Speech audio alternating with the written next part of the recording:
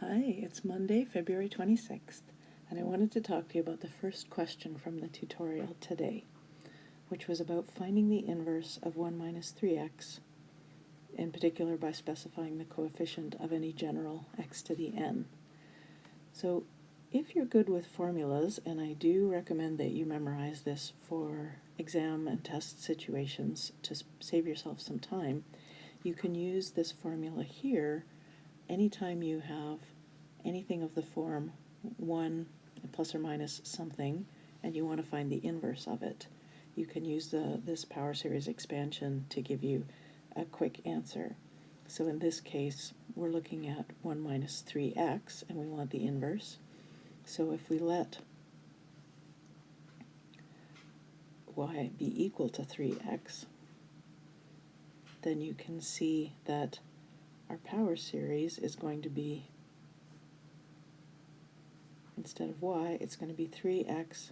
Don't forget, the whole thing goes in the bracket. Specifically, that means, well, we can write it this way. If you want to keep the coefficients separate, and this will make it easier to tell probably that the coefficient of x to the n is 3 to the n.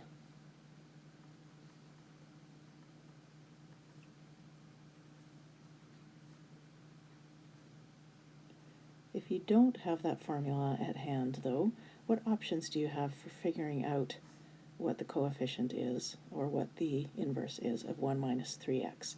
I want to show you two different things you can do that will give it to you from first principles, or at least no more than high school math, that will hopefully help a little bit.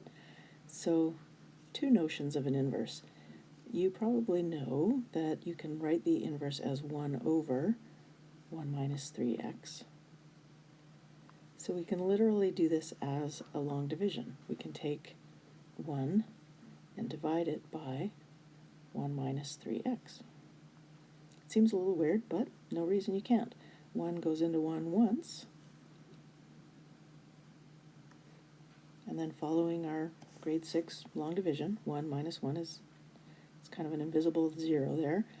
Nothing minus negative 3x is positive 3x. Now the 1 goes into 3x times. That gives you 3x times 1. And 3x times negative 3x, of course, is negative 9x squared. Subtracting here, you can see pretty quickly what the pattern is. I've always got a 1 at the front, so I'm always just taking the term that was there.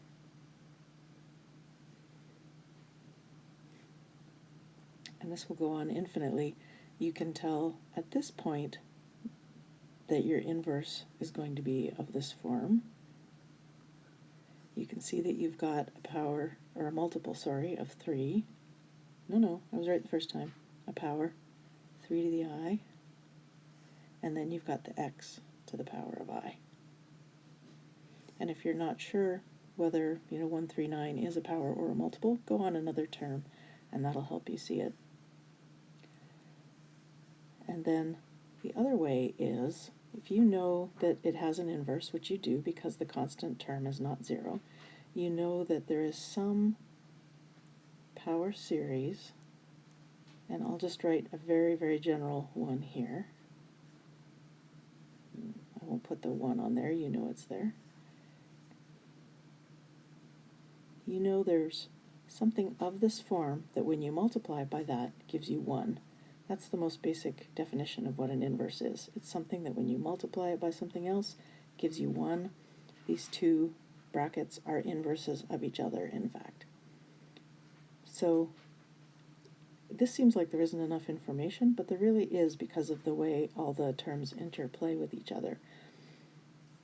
Let's look at each term at a time.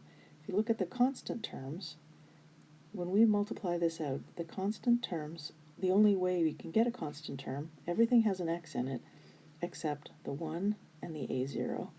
So the constant term is going to be 1 times a0, and we know that the constant term is equal to 1. So right off the bat, we know that a0 has to be 1. Now, let's look at the x terms. We get an x when we multiply negative 3x times the constant, and when we multiply a1x times the 1. Those are the only two ways we can get an x in our expansion. So that gives us a1x I don't want the x though, I just want the coefficient. So a1 and negative 3 times a0. Those are the coefficients of the x, but we know already that a0 is 1, so that's a1 minus 3, and we know that this coefficient has to equal 0. Forgive my terrible notation here. A1 then has to be 3. Similarly, now we look at the x squared terms. They come from a2x squared getting multiplied by the 1, or minus 3x being multiplied by a1.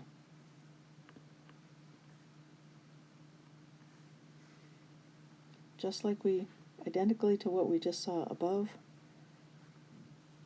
that's equal to, we know that a1 is 3, so it's a2 minus 3 times 3, which is 9, and because that has to equal 0, that means that a2 equals 9. And so you can see the pattern there.